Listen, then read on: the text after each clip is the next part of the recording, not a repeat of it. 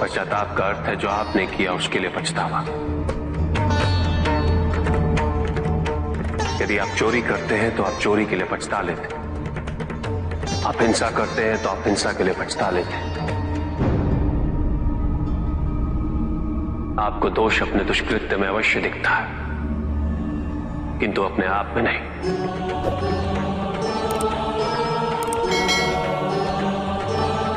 क्योंकि दोष आप अपने से बाहर ढूंढते हैं, उसके कारण अपने से पृथक करके देखना चाहते हैं।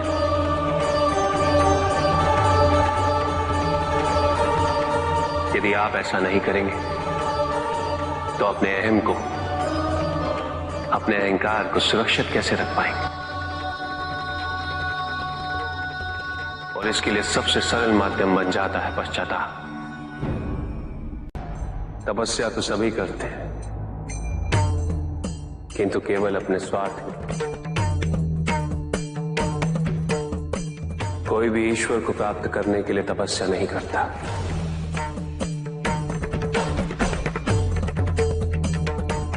कोई भी तपस्या इसलिए नहीं करता कि उसकी भक्ति उसके आराध्य तक पहुंच जाए।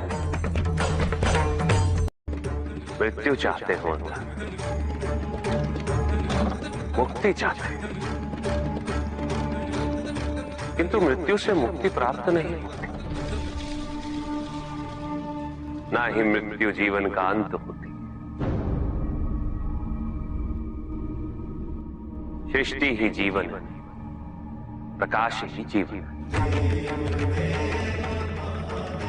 और यदि जब हम नेत्र खोले और हमें प्रकाश की अनुभूति ना हो, तो इसका यह अर्थ नहीं कि प्रकाश कहीं नहीं।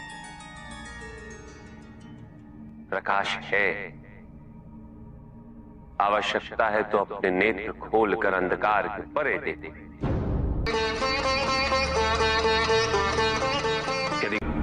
इस संसार में उन्नति तभी संभव है जब इस संसार में समानता हो, बराबरी। कोई सर्वशक्तिशाली ही नहीं रहेगा तो कोई निर्बल नहीं होगा। यदि कोई बड़ा नहीं होगा तो कोई छोटा ही नहीं रह पाएगा। शक्ति के इस संतुलन को संतुलित रखना अनिवार्य है, क्योंकि ईर्ष्यापूर्ण प्रवृत्ति व्यक्तिगत होती, वो केवल अपने स्वार्थ, अपने उद्धार तक ही सीमित रहती। ईर्ष्या ही वो विष है जो व्यक्ति के हृदय में ना हारने की महत्वाकांक्षा को जन्म देती। जीतने की इस व्यवस्था से ग्रसित मनुष्य धर्म अधर्म, न्याय अन्याय, उचित अनुचित का ज्ञान भूल जाता है।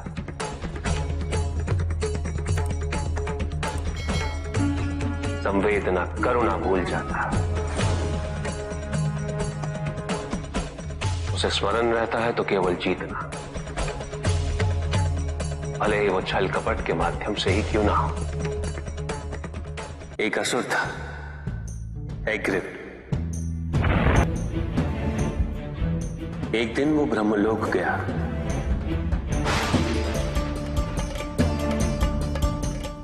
और बड़ी चालाकी से उसने ब्रह्मदेव से चारों वेद प्राप्त कर लिए।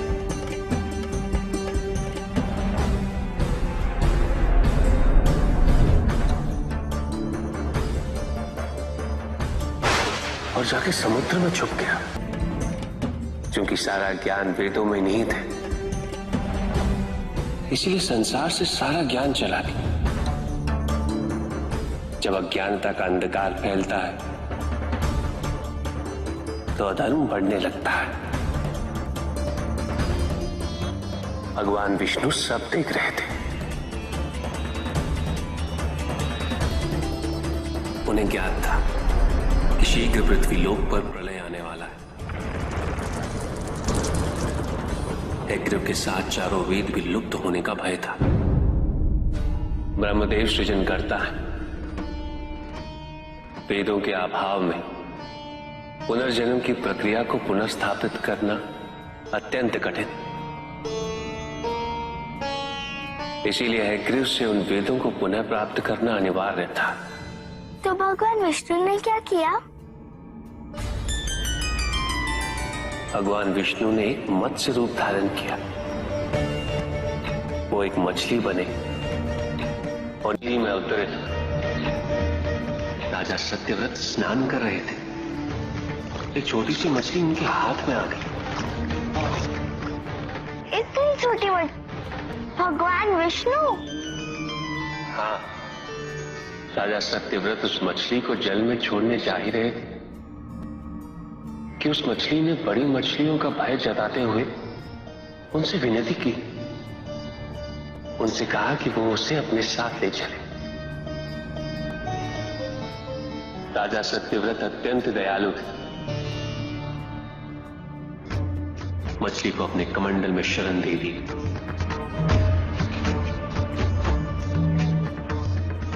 और अपने महल में ले गए। किंतु रात भर में मछली इतनी बड़ी हो गई कि कमंडल में रह पाना उसके लिए संभव ही नहीं था। और उसका बड़ा आकार देखने के पश्चात राजा सत्यव्रत ने उसे कमंडल में से निकालकर एक मटके में डाल दिया। मटके में डालने के पश्चात उसका आकार पुनः बड़ा हो गया।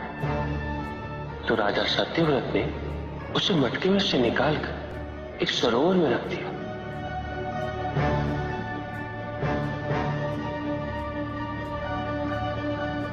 किंतु उस एक ही रात में सरोवर में रखने के पश्चात भी उसका आकार इतना बड़ा हो गया कि उसे नदी में रखना पड़ा। किंतु नदी में रखने के पश्चात भी उसका आकार पुनः बड़ा हो और इतना बड़ा हो गया कि यदि उसे महासागर में नहीं रखा जाता तो उसकी मृत्यु निश्चित थी। राजा सत्यव्रत उसे महासागर की ओर ले गए।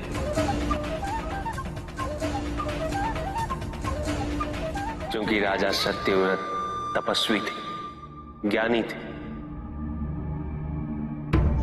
उन्हें आभास हुआ कि ये कोई साधारण मछली नहीं, ये स्वयं साक्षात भगवान विष्णु ही है। भगवान विष्णु राजा सत्यव्रत की उदारता से अत्यंत प्रसन्न थे। इसीलिए उन्होंने राजा सत्यव्रत को मत्स्य रूप धारण करने का कारण बताया। साथ ही उन्होंने सत्यव्रत से कहा कि आज से 7वें दिन प्रलय आएगा, समस्त पृथ्वी जल में समा जाएगी। किंतु आप सप्त ऋषियों के साथ साथ अनाज, वनस्पति व अशुद्धों की प्रत्येक प्रजाति के बीज और प्रत्येक पशु का एक एक जोड़ा लेकर एक विशाल नौका में सवार होकर मेरी प्रतीक्षा कीजिएगा। केवल एक ही स्थान ऐसा होगा जिसकी ऊंचाइयों को जल छू नहीं पाएगा। मैं लौटूंगा और आपको वहां लेके चलूंगा। ऐसा कौन सा स्थान था? हिमालय पर, अर्थात तुम्हारी माता के पिता हिमावत। फिर क्या हुआ? ऐसा कह के भगवान विष्णु समुद्र में चले गए और अपने मत्स्य रूप में उन्होंने हैग्रीव को ढूंढ निकाला। उस दुष्ट का वध करके वेदों को पुनः प्राप्त कर लिया। तो क्या प्रलय आया?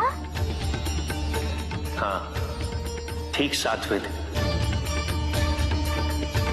किंतु भगवान विष्णु के आदेश अनुसार राजा सत्यव्रत एक विशाल नौका में उनकी प्रतीक्षा कर रहे थे। तभी विष्णु जी एक सींग वाली विशाल स्वर्ण मत्स्य रूप में प्रकट हुए। नौका को मत्स्य से बांधते हेतु सर्पराज वासुकी का प्रयोग किया गया और विष्णु जी ने अपने वचन अनुसार उन सबको हिमालय तक सुरक्षित पहुंचाया, ताकि प्रलय के पश्चात वेदों के आधार पर संसार पुनः बसाया जा सके।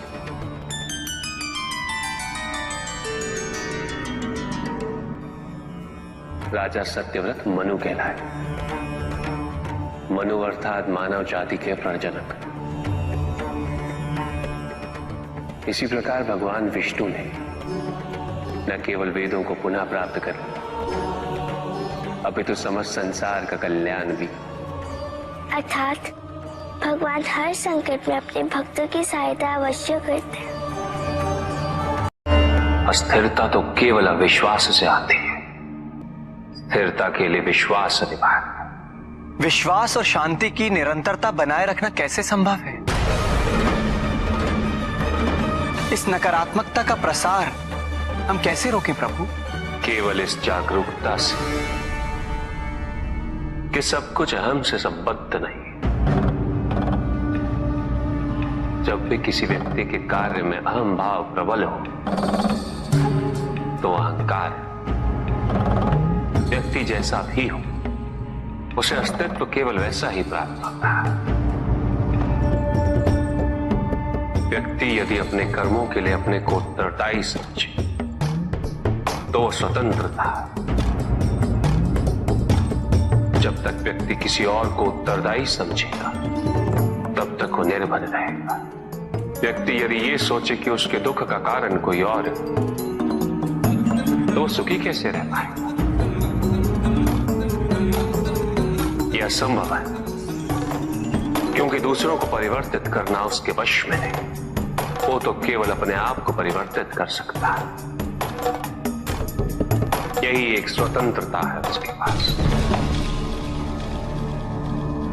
जो पीड़ा है, जो कष्ट है, वो व्यक्ति के अपने फल है, अपने निर्णय के फल। और जिस दिन वो अपने निर्णय परिवर्तित कर ले उसी दिन उसके जीवन में परिवर्तन भी आ जाएगा। जिन्होंने जीवन के प्रति घृणा सिखाई उन सभी व्यक्तियों ने पृथ्वी को नर्क बनाने में अपना योगदान दिया।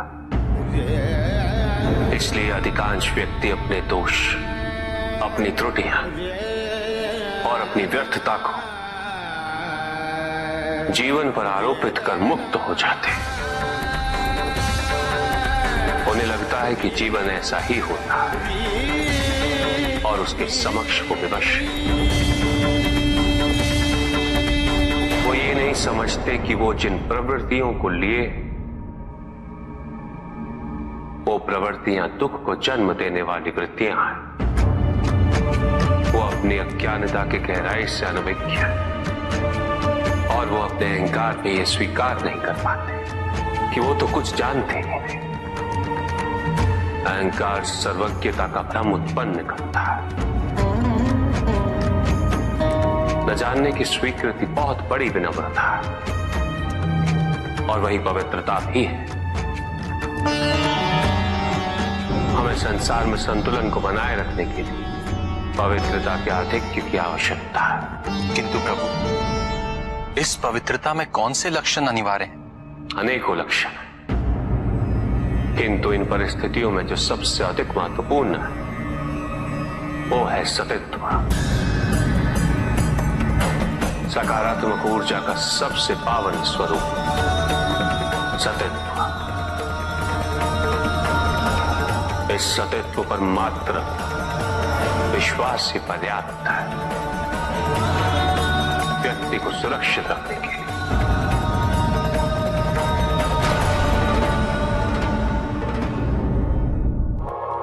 एक बार व्यक्ति इस सतित्व पर विश्वास कर ले तो नकारात्मकता सदैव के लिए दूर हो जाती है और संतुलन स्थापित होता है। अहंकार तो हानिकारक है ही, किंतु सतित्व पर अहंकार घातक होता है। जहां न अमृत, न विष, न सुख, न दुख, न स्वर्ग, न नरक, वही परम आनंद है। उसी परम आनंद तक की यात्रा है तुम्हारी। ये यात्रा आनंद के सानिध्य की है। ये यात्रा सानिध्य के आनंद की है और इस यात्रा में मैं प्रतिपल तुम्हारे साथ हूं। मुझे ढूंढो मत, केवल पहचानो तुम ही मैं हूं, मैं ही तुम। हर आरंभ का मैं ही अंत हूं। और हर अंत सदैव मेरा ही आरंभ होगा। देव देव महादेव शिवा, देव देव महादेव शिवा। चंद्रमा उसी जल में प्रतिबिंबित होता है जो जल शांत स्थिर। यही तो समस्या होती है मन की। मन कभी भी शांत नहीं हो पाता है। जहां शांति नहीं वहां कुछ भी नहीं रुकता। समुद्र की लहरों की भांति विचारों का उपद्रव मन को निरंतर स्थिर रखता। कुछ भी सुनने और समझने के लिए मन का मौन रहना आवश्यक है, किंतु मन मौन रहना नहीं जानता। वो तो निरंतर कुछ ना कुछ कहता रहता, प्रतिपल शब्दों का आक्रमण चलता रहता है मन पर। और यही आक्रमण है जिसके कारण व्यक्ति कभी भी शब्दों के परे नहीं जा पाता। जहां जीवन की सत्यता का बोध उसकी प्रतीक्षा कर रहा होता। साथ छल तुम्हारी अपनी इच्छाओं ने किया है, तुम्हारे हट ने किया है, तुम्हारी अपनी सोच ने किया है। ये रहस्य नहीं कि प्रत्येक आत्मा मुक्ति की इच्छुक होती है। जो मरता है वो है पंचभूतों से निर्मित शरीर।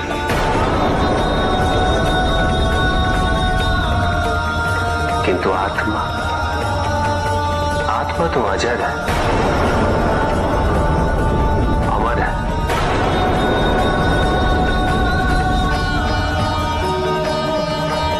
जिसकी यात्रा मोक्ष पर संपूर्ण होती।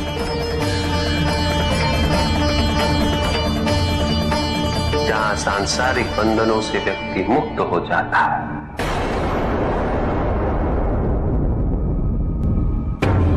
सारी इच्छाएं लुप्त हो जाती। किंतु तुमने तो कभी सत्य की खोज ही नहीं की।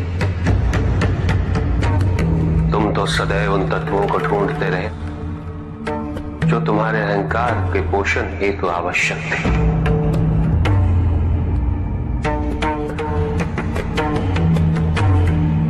किंतु सत्य तो यही है कि ना कोई तुम्हारा है और ना तुम किसी के।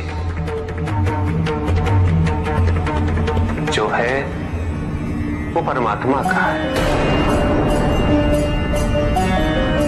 और जो नहीं वो भी परमात्मा का ही है। इस शरीर में तुम इस सत्य से अनभिज्ञ हो,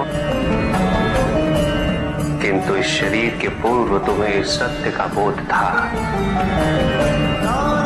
और इस शरीर के पश्चात भी रहेगा।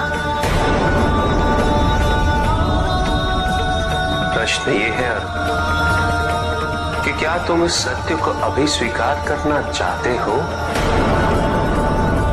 यदि करते हो तो परिवर्तन का मार्ग स्वतः प्रदर्शित हो जाएगा। आजीवन तुम प्रत्यक्ष को ही सत्य मानते रहे, परोक्ष सदैव महत्वहीन रहा। तुम्हारे पास यही अवसर है। भक्ति हेतु यदि कुछ अनिवार्य है तो केवल भक्ति ही।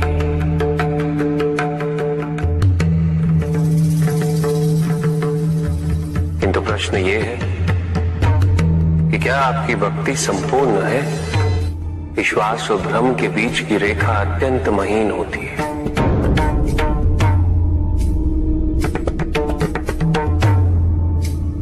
असंख्य व्यक्ति ये नहीं समझ पाता कि उनका विश्वास विश्वास है या भ्रम।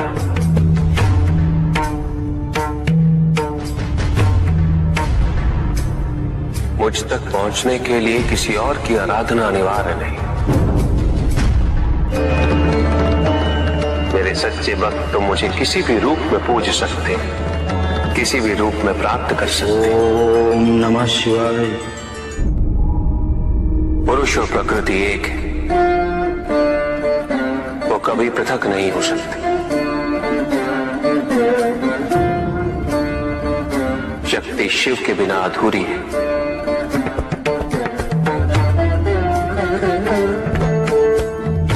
और शिव तो शक्ति के बिना शव के समान है। शिव शक्ति पुरुष प्रकृति का संतुलन सदैव अनर्थकारी सिद्ध हुआ। शरीर में यदि स्त्री तत्वों की ऊर्जा नहीं तो शरीर निर्जीव है।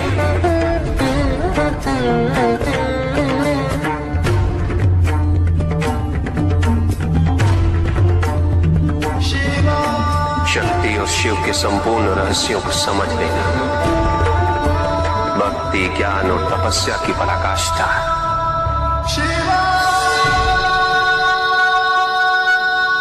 जब ज्ञान के लिए शब्द पर्याप्त रहा, उदाहरण प्रस्तुत करना अनिवार्य हो जाता है, केवल आपके लिए ही नहीं अपितु आपके माध्यम से समस्त संसार को शिव और शक्ति की संयुक्ता से पुनः अवगत कराना इस प्रसंग का उद्देश्य था। चुप। सत्य को जानने के लिए वन में जाना अनिवार्य नहीं है। अपने निजी, पारिवारिक और सामाजिक दायित्वों का परित्याग भी आवश्यक नहीं है। सत्य तो सदैव हमारे साथ है, हमारे सामने है, किंतु हम स्वयं धीरे धीरे उस पे अपने क्रोध, अपने अहम, भय, विचार और महत्वाकांक्षाओं जैसे कई आवरण चढ़ा देते हैं। सत्य हमसे नहीं, हम स्वयं सत्य से दूर हो जाते हैं।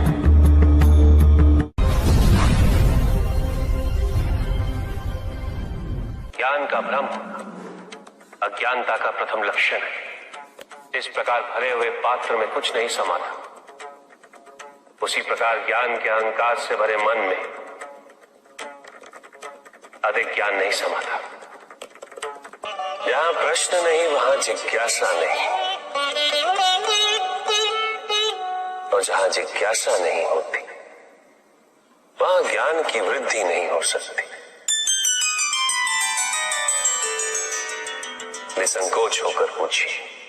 प्रभु, आप तो कालोपरी हैं, सर्वज्ञ हैं, त्रिकालदर्शी हैं।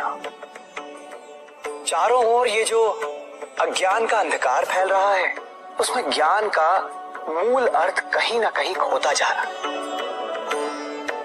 मेरा आपसे विनम्र निवेदन है प्रभु, किसी अन्य विषय पर चर्चा आरंभ करने से पूर्व हमारे और इस समस्त संसार के कल्याण और मार्गदर्शन हेतु आप ज्ञान की मूल परिभाषा से एक बार हमें पुनः अवगत करवाएं। ज्ञान और अज्ञान की परिभाषा को स्पष्ट रूप से समझने के लिए ज्ञान और अज्ञान की विशेषताओं का स्मरण करना आवश्यक है,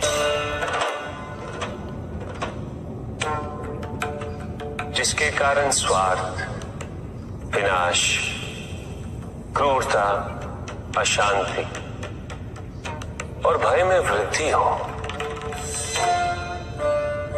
वह ज्ञान है।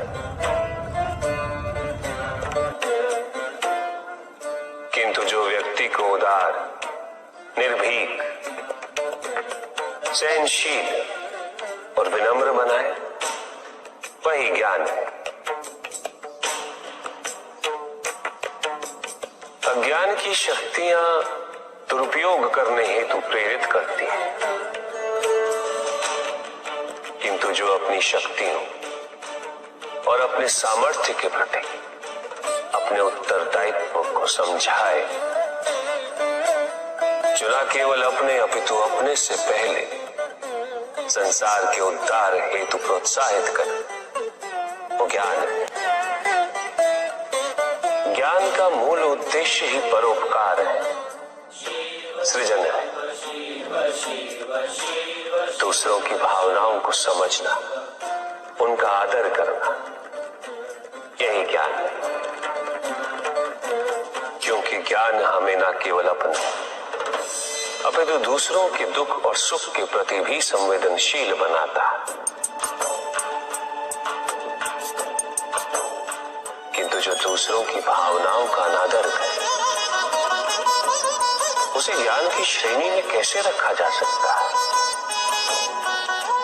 अज्ञान के कारण व्यक्ति सांसारिकता में बंधता जाता है, वो माया में उलझता जाता है। अज्ञान परम सत्य से दूर ले जाने का माध्यम है, किंतु ज्ञान व्यक्ति को परम सत्य की ओर ले जाता है। ज्ञान मुक्तिदायक है, मोक्ष का मार्ग है, और इस मुक्तिदायक ज्ञान का सर्वोच्च रूप है आत्मज्ञान। और यही ज्ञान की पूर्णता भी है।